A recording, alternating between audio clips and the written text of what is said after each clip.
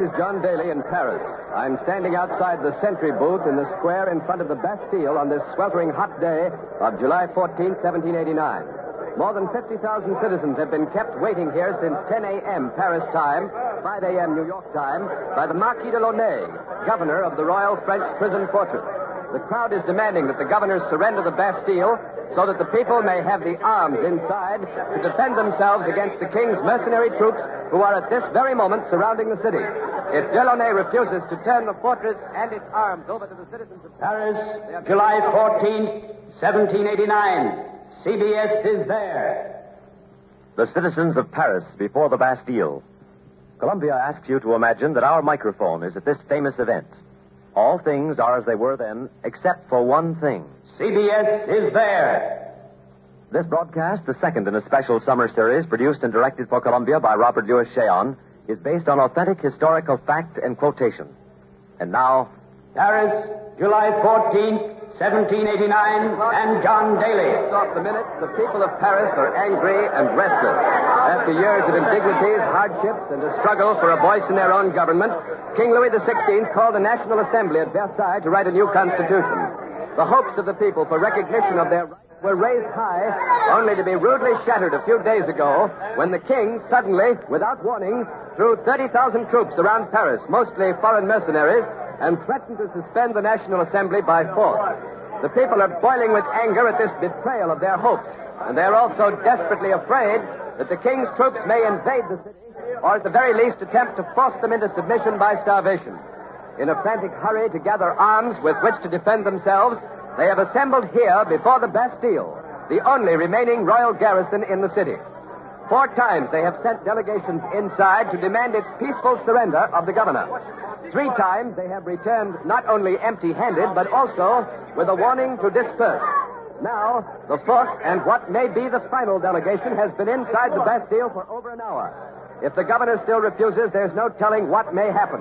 The people don't want bloodshed, but they're grimly determined to have arms and the Bastille, which to them is a symbol of tyranny. And they're carrying every conceivable kind of weapon right now that they've been able to lay their hands on. I can see pikes and sticks and hatchets. Others are carrying axes and old swords, and a few even have muskets, which they seized this morning from the Hotel des Invalides. There are also several cannons, but whether they can take the Bastille is another matter. I've asked a young Parisian lawyer to tell you what he thinks about that. His name is Jacques Danton. He's standing by the sentry booth with me at the foot of the outer drawbridge. The booth, by the way, is empty. The guard was taken away by the people earlier, enabling us to set up our CBS equipment here. Monsieur Danton, oui. The Bastille is surrounded by 2 moats. It has a 10-foot stone wall, a garrison of Swiss mercenaries and old French soldiers, and it literally bristles with cannon in the towers. Now, if the governor refuses to surrender, it would seem almost impossible for the people to take it. The walls of the Bastille, monsieur, are no stronger than were the walls of Jericho.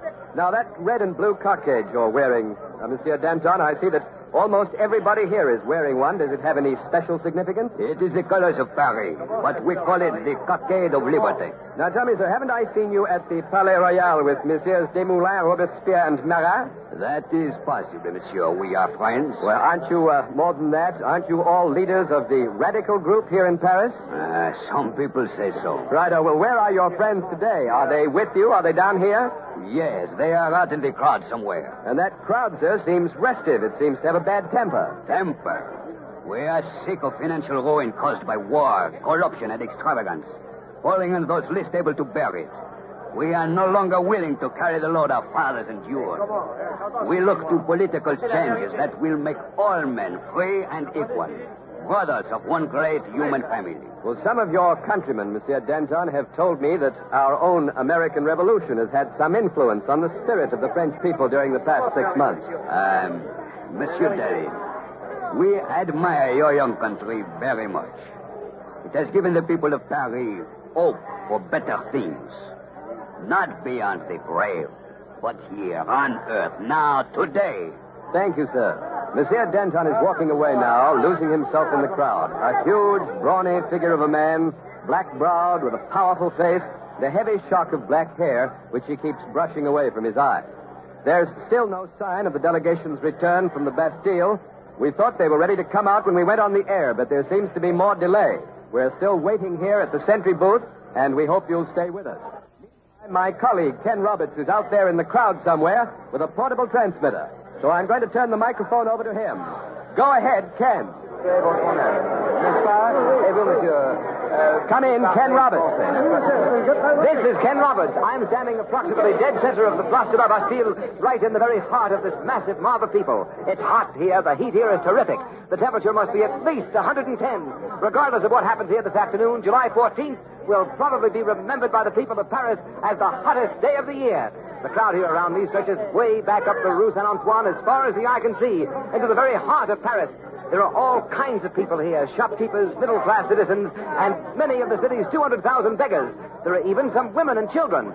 Most of them are poorly dressed and undernourished, reflecting the conditions under which they've been living for so long in these narrow, crooked, and dirty streets of Paris. They're standing and moving about in small groups. Some are hanging out of the windows bordering the square. I've been looking around here trying to find some people who can speak English, but I haven't had much luck except for one man. We'll get to him in just a moment. But first here's a typical young Parisian housewife, and I'm going Madame Dupré, monsieur. Oui, madame, s'il vous plaît. She is slender, dark complexion, hair disheveled, wearing a faded gingham dress. I'm going to ask her what she intends to do with that axe in her hand. Oh, demandez tout. Madame Dupré, qu'allez-vous faire avec cette hache? Détruire la Bastille, monsieur. Tout le monde a la de la Bastille. Nous en avons assez. À bas la famine. Smash the Bastille, she says. Everybody's smashing the Bastille. We're tired of starving. We've had enough. Mettre le feu aux quatre coins du château de Versailles. Madame Dupré wants to wipe out the aristocrats, to burn down the palace at Versailles. And she looks as if she means it, gripping that axe in one hand and her little boy in the other. Here's her little boy now. Comment t'appelles-tu, petit? Philippe. Philippe. And quel âge as-tu, Philippe? J'ai 8 ans, monsieur. Philippe says he's 8 years old. Philippe, qu'est-ce que tu fais ici aujourd'hui? Je vais prendre la Bastille. Vive la liberté! Philippe says he's going to take the Bastille. And now for the man I told you about before, the one who speaks English. His name is Monsieur Latude. Monsieur Latude, it's rather unusual for anyone in Paris today to speak English. Have you lived in England? Is that where you learned it? No, monsieur. I learned English in the Bastille. In the Bastille? Oui, I was a prisoner there for 35 years. 35 years in prison? You are astonished, monsieur. Well, yes, you didn't tell me, Monsieur Latude. I had no idea. May I ask, how did it happen? Why were you in there? I was charged with insulting Madame de Pompadour. She was the favorite of King Louis XV. Well, did you insult her? No, it was not true, but what can one do against the king's lettre de cachet? Lettre de cachet? Isn't that the paper the king signs committing a person to the Bastille without trial, evidence, or judge? Oui, monsieur, that is a lettre de cachet. The king signs it in blank, and he leaves the name of the victim to be filled in. And then he gives these blanks to his friends to use as they see fit. Is that it? That is it, monsieur. Put yourself in that place. If anyone tries to make love to your wife or annoys you by loud talk at a dinner party, all you have to do is just write in the offensive person's name, hand it to the authorities, and voila, that is the last you hear of him. Well, is that all you did, Monsieur Latude? Is that why you spent 35 years in the Bastille? For nothing? For nothing, monsieur. Well, Monsieur Latude, what is it like inside the Bastille? How do they treat you in there? That is a long story, monsieur. But I will tell you one thing. Once they put me into a dungeon. The cell was covered with a foot of water. I was chained to the wall, and they kept me there for 40 months. Oui, the Bastille is a foreign vision. It should be destroyed. À bas la Bastille! I understand how you feel, Monsieur Latude. Now tell me, please, who was it who taught you English in the Bastille? It was another prisoner, Major the White from Ireland. He is still in there. You see, I escaped. You escaped? Well, tell us about it, Monsieur Latude. I never heard of anybody escaping from the Bastille. Well, monsieur, Just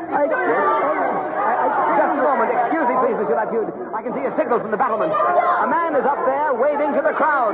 Something is evidently going on. Perhaps the delegation is coming down. I'm too far away, so I'm going to switch you back to John Daly at the outer drawbridge. This is John Daly. The signal from the tower is coming from Monsieur Rosier, the leader of the people's delegation. He's waving his hat. He's holding up his hand for attention. The crowd is quieting down a bit now. Apparently, he's about to say something. I'd like you to hear it if it's possible, so I'm going to lift our CBS microphone high in the air. Mes amis, action! Nous sortirons tout de suite! Tout de suite! He says the delegation will be please. This is it. The delegation will be out immediately. The crowd is very... like the governor has finally come to terms. The people will have the Bastille and the arms to defend themselves against surrounding Paris. Monsieur Rosier has disappeared from the tower. The people's delegation is on the way down now, and I'll have the details of this surrender for you in just a few minutes.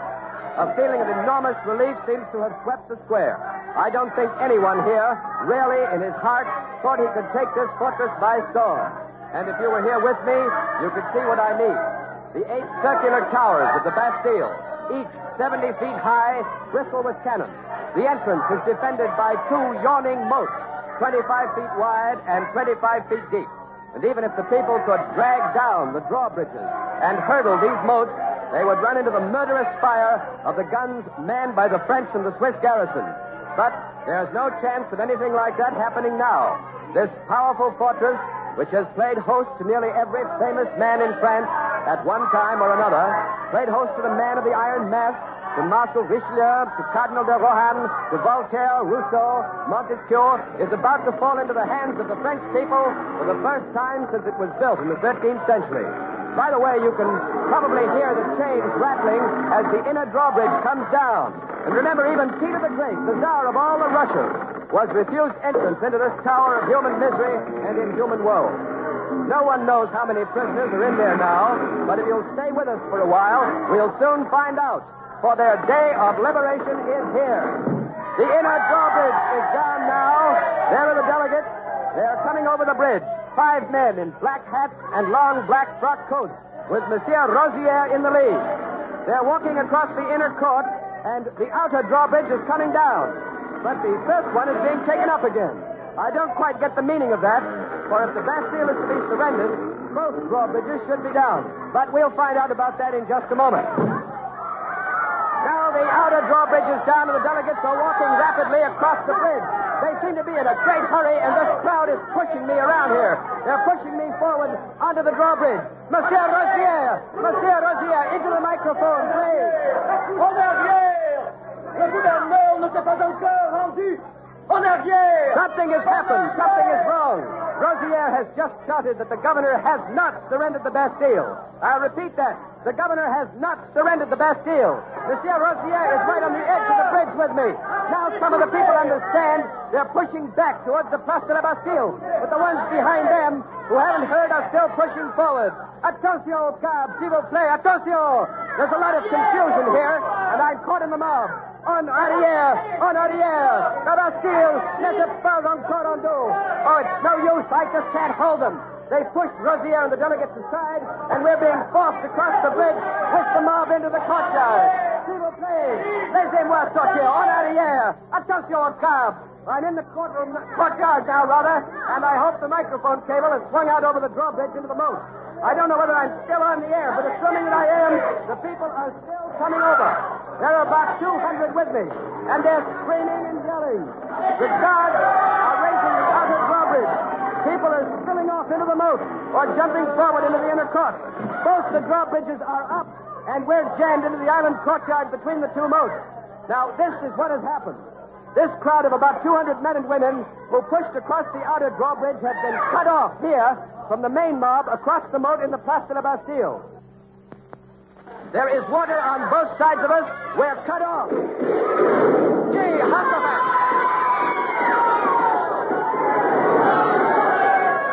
The governor has turned the guns of the Bastille on the people here in the court. They're helpless. So am I. If these bridge timbers don't stop those bullets. He's shooting them down like cattle. Men, women, falling, screaming. This is horrible. The mob in the square outside can't do a thing. They can't get to us. They've opened fire on the Bastille, though, but their fire is useless. The bullets are smacking into these bridge timbers like so much hail. We're trapped here between the 2 drawbridges, but at least a couple of our men are up hacking away at the chains of the outer bridge. The people are being massacred, cut down. They're all on the ground, turning and twisting in agony. They're killing them, all of them, every one of them. There's hardly a person standing up. This is unbelievable. I can't believe it. It's ruthless, inhuman. Our only hope now is to get the outer drawbridge down and get some help from outside. 2 of our men have gotten up on that drawbridge, as I told you, and they're hacking away at those chains. You can hear it probably. They cut it through. There it goes. outer drawbridge is down. The outer bridge is down. And the mob from the square is coming across to help us. They're pouring in by the hundreds, by the thousands. The Bastille is stormed. The people are storming the Bastille.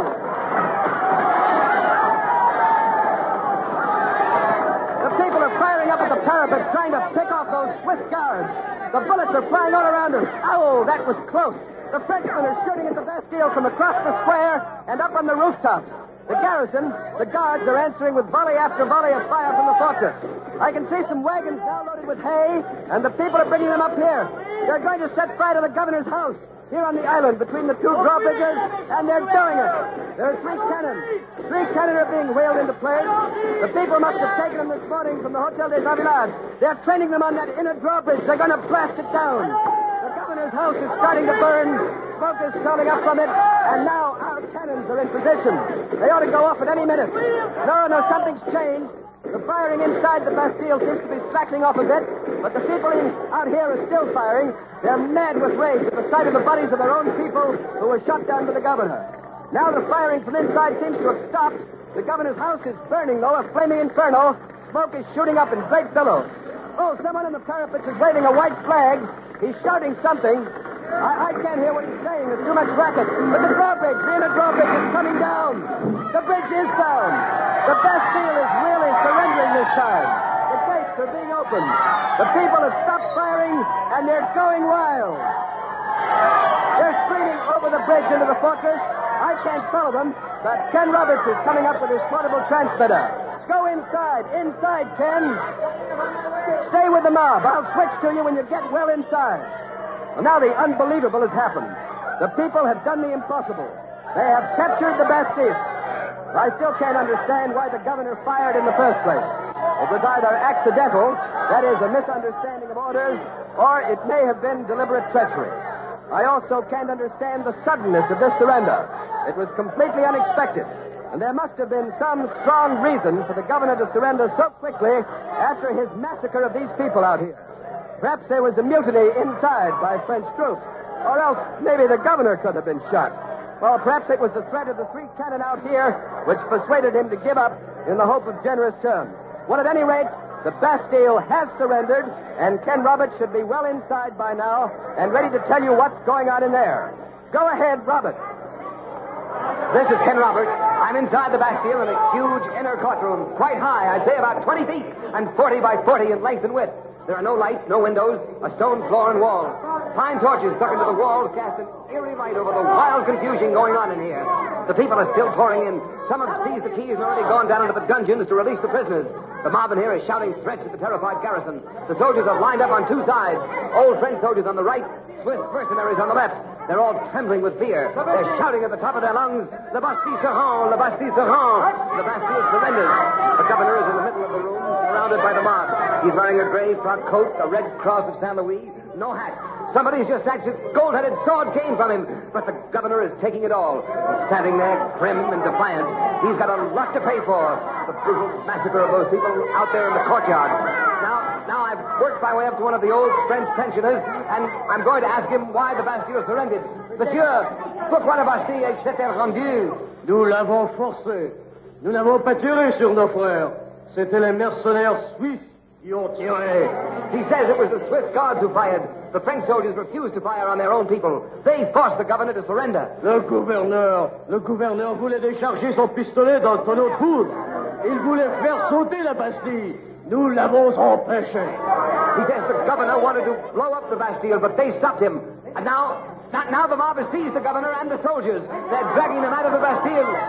Monsieur Rosière, est-ce que vous les emmenez? L'hôtel de ville, pour répondre de ses crimes devant le tribunal du peuple. They're going to take the governor and his soldiers to the Hotel de Ville to be tried before a people's court. Just a moment, there's a prisoner. The first one, he must be a prisoner. He's old, very old. His hair is down to his feet, and it's white, completely white. I can see where the chains have been cut from his ankles. He's dragging a chain with him. He's blinking. He's holding his hand above his eyes. I guess he's not used to the torchlight. I'm going to speak to him. Votre nom, monsieur. Votre nom. Monsieur est parvenu. Quel âge avez-vous, monsieur? J'ai 90 ans. He is 90. How long in prison, monsieur? Combien de temps avez-vous passé à la Bastille? 30 ans. 30 years in prison. Je vous félicite, monsieur, de votre libération de la Bastille. Oh, merci, monsieur. Qu'est-ce que Louis XV et Madame de Pompadour diront de tout ça? I congratulate Monsieur Tavernier on his release, and he says he wonders what King Louis XV and Madame Pompadour will say. Both have been dead for at least 15 years. Now I'm going to ask him how many prisoners there are on the Bastille today beside himself. Monsieur, combien de prisonniers y a-t-il? Jean, Bouchard, Bernard, Desroches, Antoine Pujata, De White, le comte de Solange, la Corrèze. Oui. Combien d'autres? C'est tout. This is incredible. Monsieur Tavernier named 6 men. Counting himself, that makes only 7 prisoners in the Bastille at the time of its fall. This is John Daly again at the sentry booth by the outer drawbridge. I've taken the air away from Ken Roberts because I've just been informed by our CBS studios here in Paris that the news of the Bastille's fall has already reached the king and his troops in Versailles, and we'll switch out there in just a moment. First, a last look at this turbulent scene. Part of the mob is dragging the governor and his garrison up the Rue Saint-Antoine to the city hall, the Hotel de Ville. The people here are rolling barrels of gunpowder and cannon across the bridges. They're passing out guns, thousands of them taken from the Bastille arsenal. They're working feverishly against time because they're desperately afraid of the king's reaction. But now, for an on-the-spot account of that reaction, I switch you to Versailles. Harry Marble reporting. This is Harry Marble in Versailles. King Louis XVI has just ordered his troops withdrawn from around Paris. The order was issued just a few minutes ago, after His Majesty was informed of the surrender of the Bastille. The king was in the palace when the Duc de Liancourt, a member of the royal household, brought him the news. When de Liancourt told the king that the Bastille had been stormed, His Majesty inquired, "Is this a revolt?" And the Duke replied, "No, sire, it is a revolution." The king then, without his usual bodyguard, without even his hat, but accompanied by his 2 brothers, ran out of the palace to the National Assembly on the edge of the palace grounds. There he made an unprecedented appeal to the National Assembly. He placed himself in the hands of the people's representatives, men he had only yesterday threatened to destroy.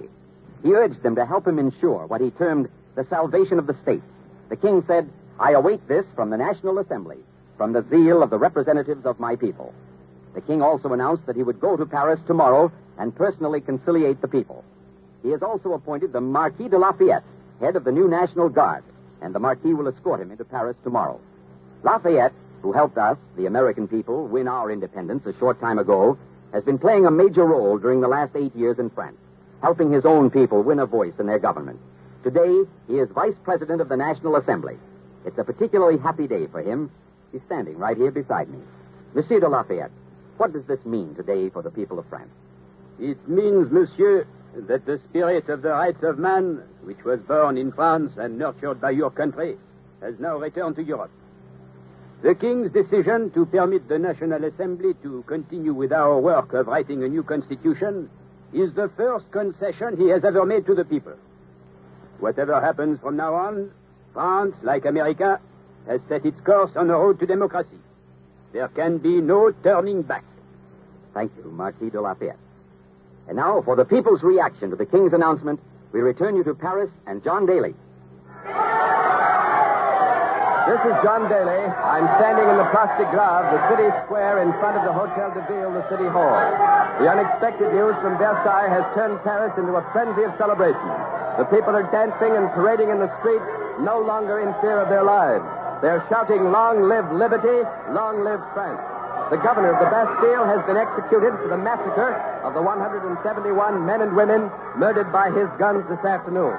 Several of the soldiers have also been executed, and one was thrown into the Seine. The heads of the governor and his soldiers have been placed on pikes and are now being carried around the city. This strikes a rather ghoulish note in the celebration here, perhaps, but if you knew the suffering of these people and what they have endured for the last 50 years at the hands of such despots as the Marquis de Launay, you perhaps would understand, if not condone, their actions. Tyranny always breeds violence, and to the people of Paris, the Bastille, with its drawbridges and dungeons, was a symbol of rotting tyranny. The excesses committed will perhaps soon pass, but the ideals behind them are certain to live on and to grow. in the hearts of the French people here today and in the hearts of their children.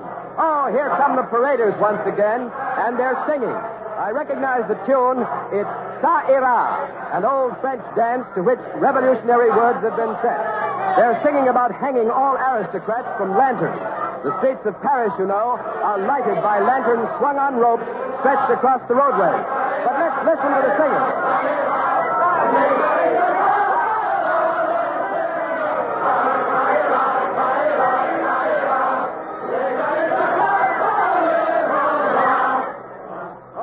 Women in the crowd is waving a large key, a very large key. One moment while I ask her what it is. Mademoiselle!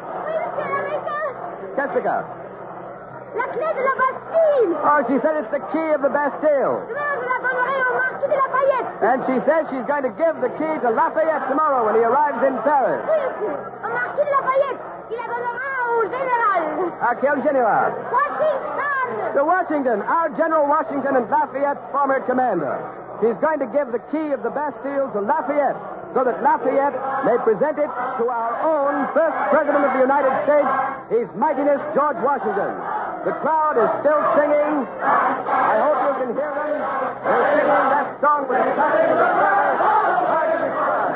On this 14th day of July, 1789, the day that will undoubtedly go down in history as Paris, July 14th, 1789. The Bastille is stormed, and the French Revolution begins. You have been listening to CBS Is There, the second in a special summer series of broadcasts of famous events. Next week, October 12th, 1492. Columbus discovers America. CBS is there. CBS Is There is produced and directed for Columbia by Robert Louis Cheon, who wrote tonight's broadcast in collaboration with Macaja Wren. This is CBS, the Columbia Broadcasting System.